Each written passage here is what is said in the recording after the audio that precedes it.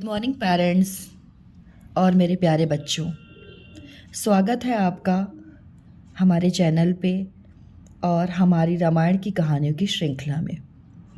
आज हम आपके लिए रामायण का भाग 4 लेके आए हैं। इसमें हम भरत मिलाप, अगस्त मुनि से भेंट और लक्ष्मण द्वारा शूर्पणखा के नाक कान काटने की घटना और मायावी हिरण की चाल एवं सीता माता के हरण की कथा को विस्तार से सुनाएंगे। तो ध्यान से सुनिएगा।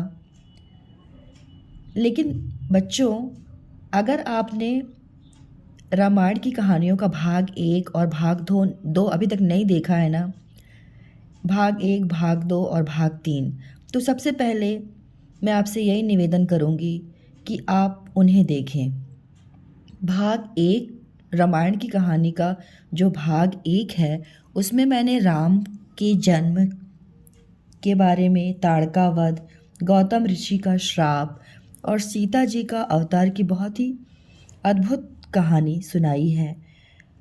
आपको बहुत अच्छा लगेगा। और भाग 2 जो है, उसमें मैंने कैकेयी के दोनों वर जो उन्होंने दशरथ जी से मांगे और राम का वनवास जाना और श्रवण कुमार का वध, इसकी जो ये कहानी है बहुत रोचक इन घटनाओं को मैंने रोचक तरीके से इसमें सुनाया है। आपको बहुत पसंद आएगी। उनकी लिंक आपको मैं डिस्क्रिप्शन में दे दूँगी, उसमें आपको मिल जाएगी। उसमें आप देखिएगा, ज़रूर देखिए, क्योंकि आप रामायण की कथा सुन रहे हैं तो भाग 1, 2 और 3 पहले आप सुन लीजिए, उसके बाद ही इसको आप चौथी को सुनिएगा, तो ही आपको समझ में आएगा कि इसमें क्या हो रहा है कहानी में। ओके, तो चलिए शुरू करते हैं आज की कथा। आज की कथा भरत मिलाप से शुरू हो रही है। राम जी जब वन में चले जाते हैं तो भरत जी उनसे मिलने के लिए जाते हैं। वही कथा मैं आपको सुनाने जा रही हूँ, तो ध्यान से सुनिएगा।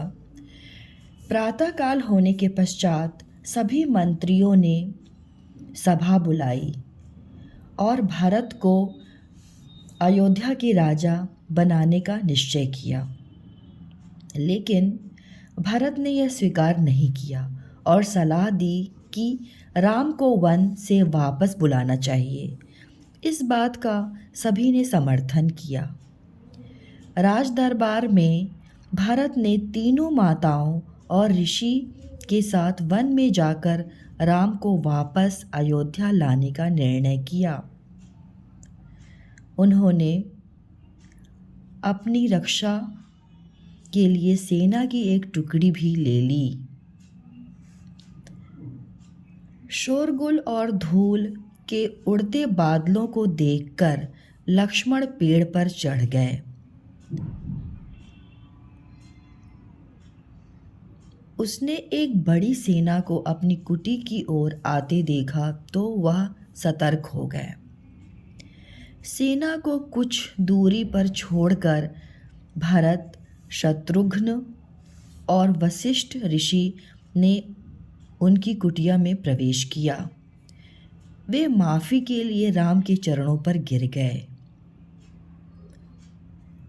अपने पिताजी के मृत्यु के बारे में सुनकर राम बेहद दुखी हो गए। सभी मंत्रियों, ऋषियों ने उन्हें अयोध्या लौट जाने के लिए आग्रह किया, पर वचनबद्ध होने के कारण अयोध्या वापस लौटने को तैयार नहीं हुए। भगवान राम, क्योंकि उनके पिता ने बोला था ना कि तुमको जाना है वन, तो वो वापस लौटने के लिए तैयार नहीं हुए। और अपने माँ बाप की बात तो सभी को माननी चाहिए। इसके बाद भरत ने राम से उनकी चरण पादुका को अयोध्या ले जाने के लिए उनकी अनुमति मांगी।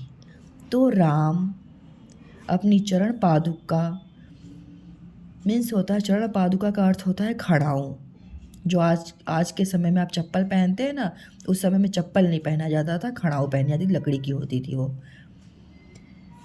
भरत खड़ा पादुका भरत को देने के लिए सहमत हो गए। भरत राम की दोनों चरण पादुका लेकर सभी लोगों के साथ अयोध्या लौट गए। भरत के अयोध्या लौटने के बाद राम ने चित्रकूट छोड़ दिया। वे अगस्त ऋषि के कुटी में गए और उनके साथ अत्यधिक स्नेह से बोले। अगस्त ऋषि एक महान दूरदर्शी थे।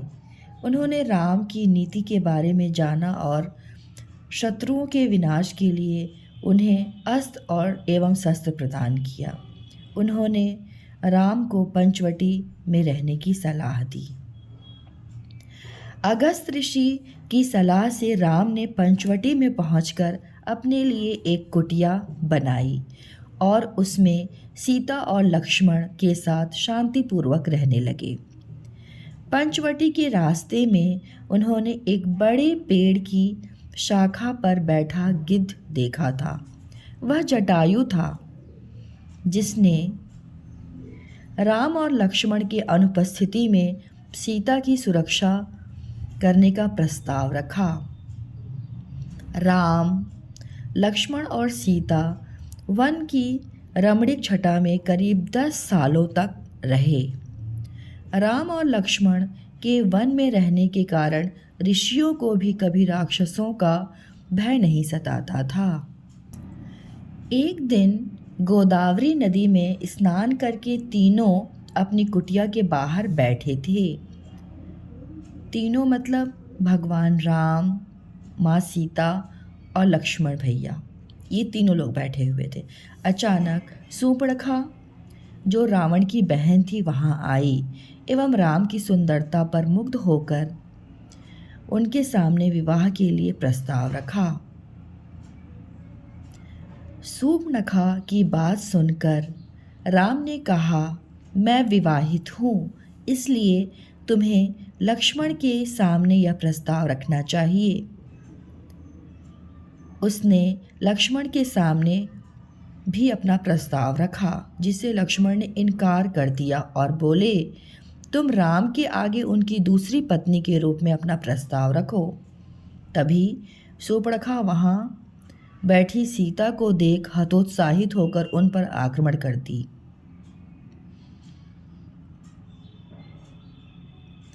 राम ने सीता को सूर्पणखा से बचाया और लक्ष्मण ने सूर्पणखा को सबक सिखाने के लिए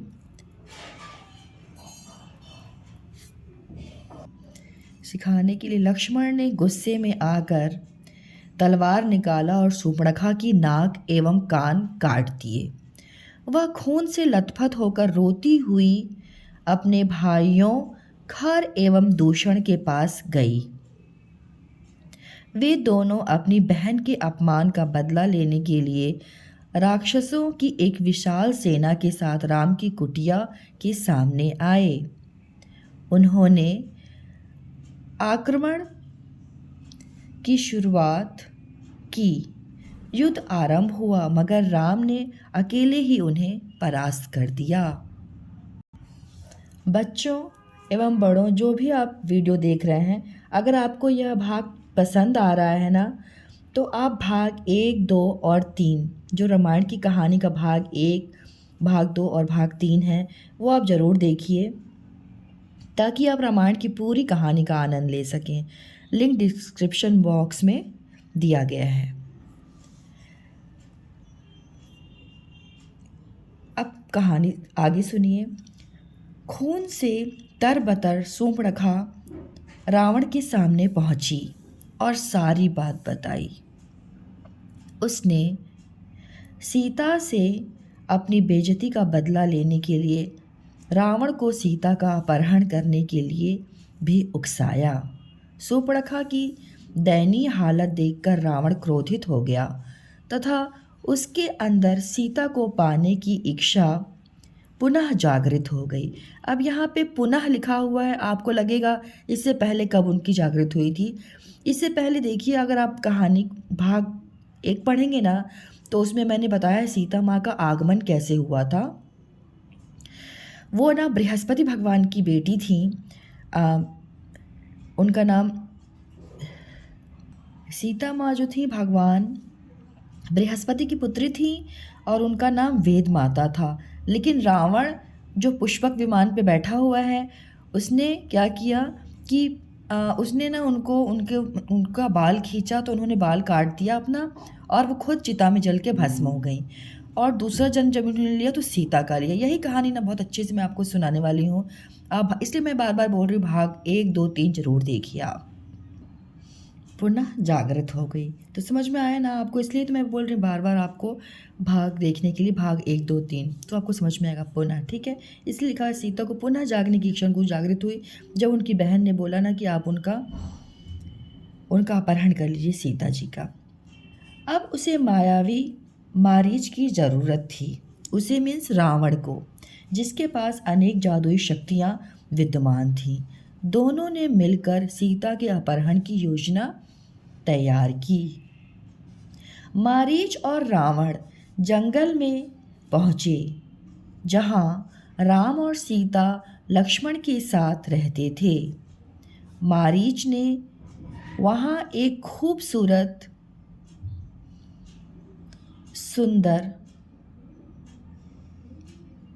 और सुनहरे हिरण का रूप धारण कर लिया, बहुत ही खूबसूरत, जिसको देख के बिल्कुल मन मोह हो जाए। तो जब सीता की नज़र इस खूबसूरत सुनहले हिरण के ऊपर पड़ी, तो वह राम और लक्ष्मण से इस हिरण को पकड़ने की जिद करने लगी। सीता के मन में सुनहले हिरण को पाने की तीव्र इच्छा को देखकर राम हिरण को पकड़ने चले। वहाँ से जाते वक्त उन्होंने लक्ष्मण से कहा कि वह सीता का अच्छी तरह से ध्यान रखें। हिरण का रूप धारण किए मारीच जंगल में काफ़ी दूर चला गया, जिससे रावण को सीता के अपहरण के लिए पर्याप्त मतलब होता बहुत ज़्यादा समय मिल गया।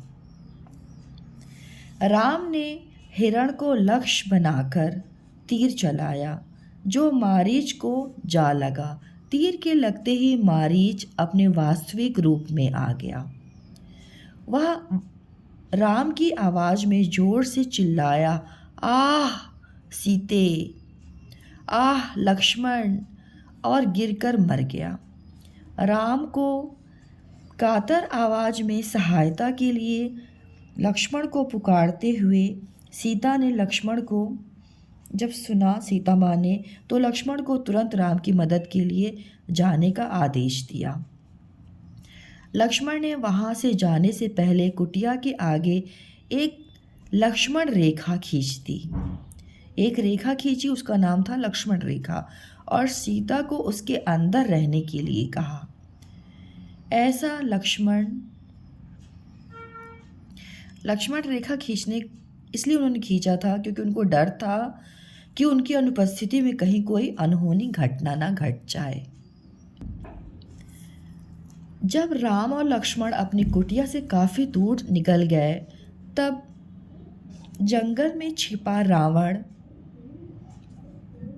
एक साधु का वेश बदलकर सीता की कुटिया के सामने पहुंचा। इस वक्त सीता कुटिया में अकेली थी। उसने सीता से लक्ष्मण के द्वारा खींची गई रेखा से बाहर निकलकर भिक्षा देने के लिए कहा। जैसे ही सीता कुछ फल लेकर भिक्षा देने के लिए कुटिया से बाहर निकली और लक्ष्मण द्वारा खींची गई रेखा को पार कर लिया, तभी रावण ने सीता को जबरन अपने रथ पर बिठा लिया। सीता रावण से बचने के लिए जोर जोर से विलाप करने लगी। उनकी विलाप सुनकर गिद्ध जटायु उनकी मदद के लिए सामने आया, लेकिन रावण के वार से घायल होकर वह मूर्छित होकर गिर गया। इसी दौरान राम ने सुनहले हिरण को बाणों से मार दिया। मरते समय मारीच के रूप में बदल गया। जो सुनहला हिरण था वो मारीच के रूप में बदल गया, क्योंकि उसी ने अपना रूप बदला था, हिरण बना था, है ना। राम समझ गए कि इस राक्षस ने उन्हें जानबूझकर धोखा दिया है।